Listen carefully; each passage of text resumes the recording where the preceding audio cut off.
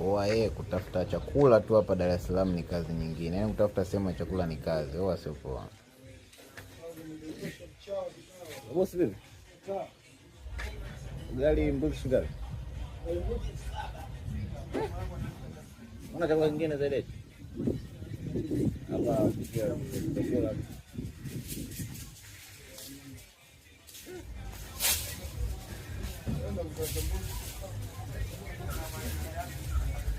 Abia wewe ugali kuku hapo. Ugali nikula sana. Kama wali hivi unajua. Wewe gari ile mwisho kule. Yaani ile chakula nimekula kule. Nilikubadala nimekula jana.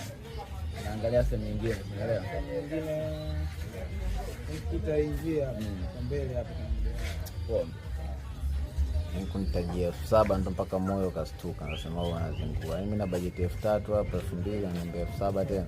Kabidi nizuge bwana kwa ugali nimekula sana. Kwa mzee hapo ndio yani kumwambia kwa sina hiyo hela. Tunakuwa niangalia la sehemu nyingine bwana naweza nikaipata. Harakati zote nikitafuta sehemu ya msosi. Kula mara ya kwanza mzee chakula sijakipenda. Vitu zurule sasa tunaangalia sehemu gani ambao kumetulia.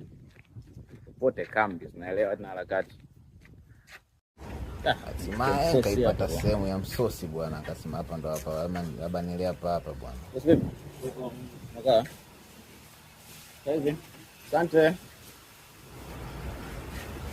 Nipoe hapa nile msosi na wewe au fanyaje?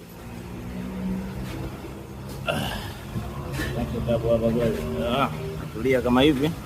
Hatimaye nimepata msosi mzee hapa fresh kabisa. Hapa mzee ni uhakika. Nikipiga dakika 2 hapa niingia kwenye harakati. Tunaelewa tena maisha 23.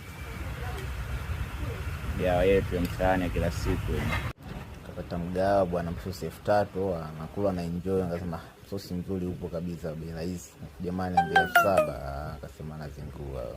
Piga zangu msosi pale. Hatimaye maana kuna njaa vibaya mno.